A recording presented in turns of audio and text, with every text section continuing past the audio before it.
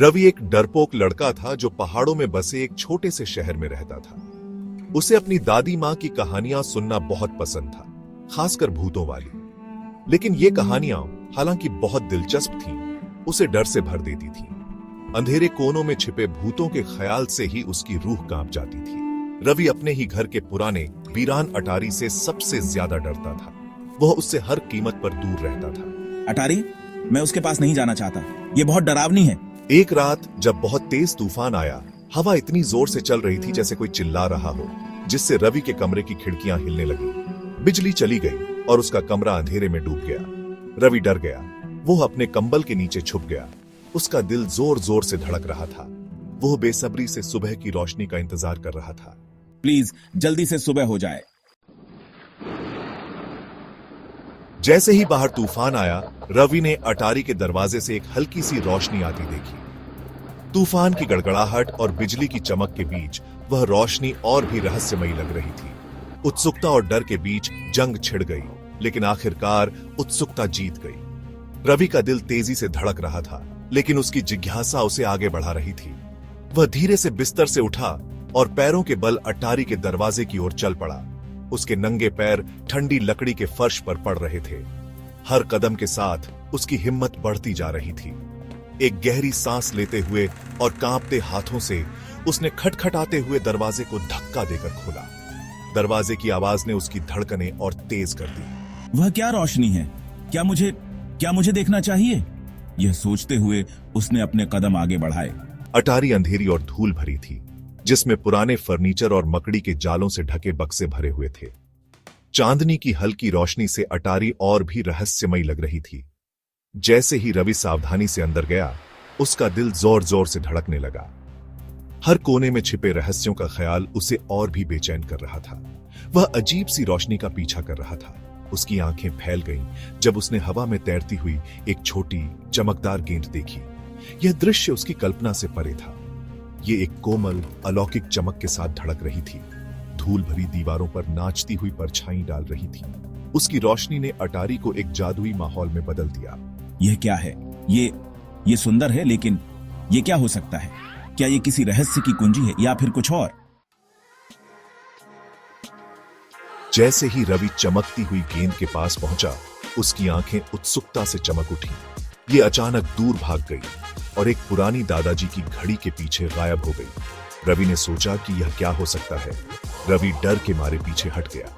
उसके दिल की धड़कन तेज हो गई। एक पल बाद उसने एक धीमी चंचल हंसी की आवाज सुनी। यह हंसी उसे और भी डरा रही थी। घड़ी के पीछे झांकते हुए उसने चमकती हुई गेंद को फिर से देखा, जो अब भी चमक रही थी, ऊपर नीचे उछल रही थी जैसे उस पर हंस रही हो।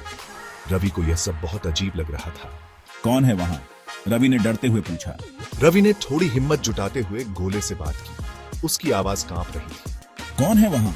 उसने फिर से पूछा, इस बार थोड़ी ज्यादा हिम्मत के साथ। गोला चुप रहा, लेकिन हवा में इधर उधर घूमता रहा। यह रवि को और भी उत्सुक बना रहा था। रवि थोड़ा साहसी महसूस करते हुए गोले की ओर एक झिझकता हुआ हाथ बढ़ाया। उसके मन में कई सवाल थे। यह उसके स्पर्श से दूर चला गया, फिर अचानक उसके पीछे आ गया और उसके बालों को सहलाते हुए चला गया। रवि को यह सब बहुत मजेदार लग रहा था। रवि मुस्कुराए बिना खुद को रोक नहीं सका। उसकी मुस्कान में अब डर नहीं था। यह कोई साधारण रोशनी नहीं थी। यह पूरी तरह से अधिक शरारती और दिलचस्प था। रवि को यह सब एक जादू जैसा लग रहा था। तुम बिल्कुल भी डरावने नहीं हो। तुम बस चंचल हो, है ना? रवि ने हंसते हुए कहा। नमस्ते रवि, मैं तुम्हारा इंतजार कर रहा था, गोले ने जवाब दिया।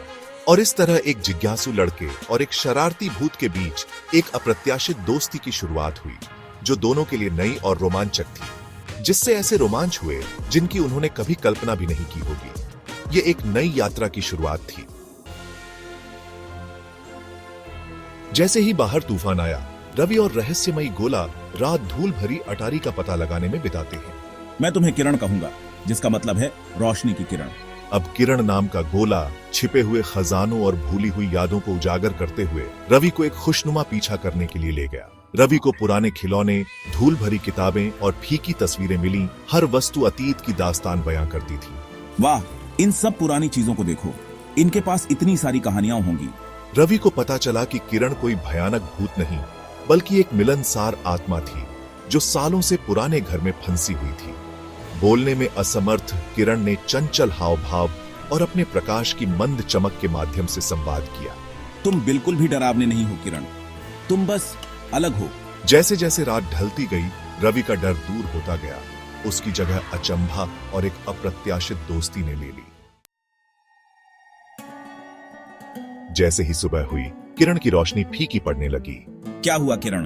गोला और मंद हो गया। फिर धीरे धीरे अपनी फीकी रोशनी से हवा में एक शब्द लिखा, फंस गया। फंस गया? अरे नहीं किरण, तुम फंस गए हो। रवि को एक झटके से एहसास हुआ कि किरण केवल एक चंचल आत्मा नहीं थी, वह एक आत्मा थी जो स्वतंत्रता की लालसा रखती थी। अपने नए दोस्त की मदद करने के लिए दृढ़ संकल्पित, रवि ने किरण के फंसने के पीछे का कारण उजागर करने का फैसला किया।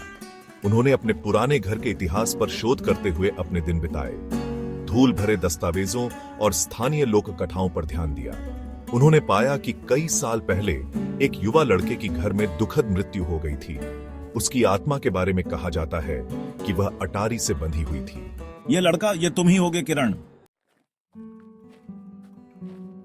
पुरानी कहानियां रवि को याद आ गईं। बेचैन आत्माओं को आगे बढ़ने के लिए बंद होने की आवश्यकता की कहानियां। हालांकि अभी भी थोड़ा डरा हुआ था, रवि जानता था कि उसे क्या करना है।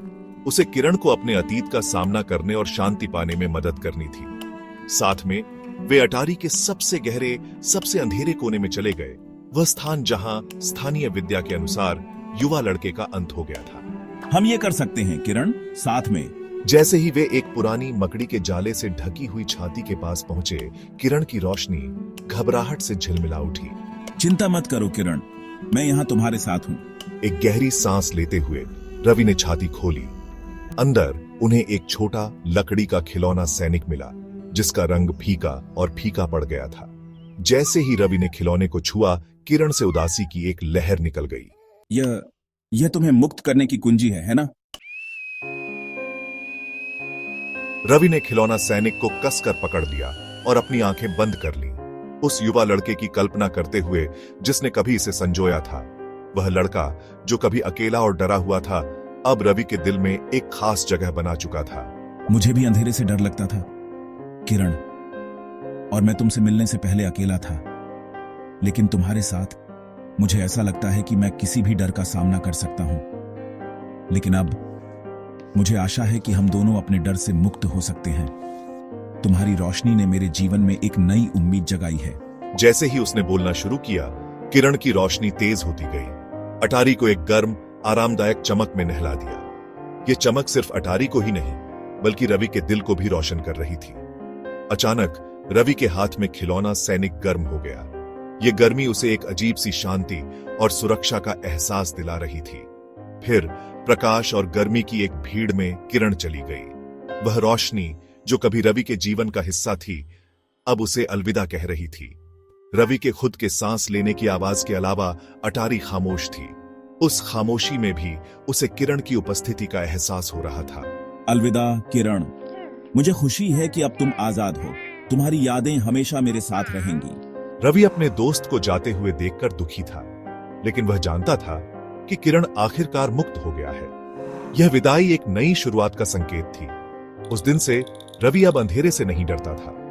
उसने सीखा कि सच्ची दोस्ती और साहस किसी भी डर को हरा सकते हैं। वह जानता था कि सच्ची दोस्ती सबसे गहरे डर को भी दूर कर सकती है, और कभी-कभी सबसे अप्रत्याशित दोस्ती सबसे तेज रोशनी चमका सकती है। रवि के लिए किरण की दोस्ती ने उसकी दुनिया को हमेशा के लिए बदल दिया।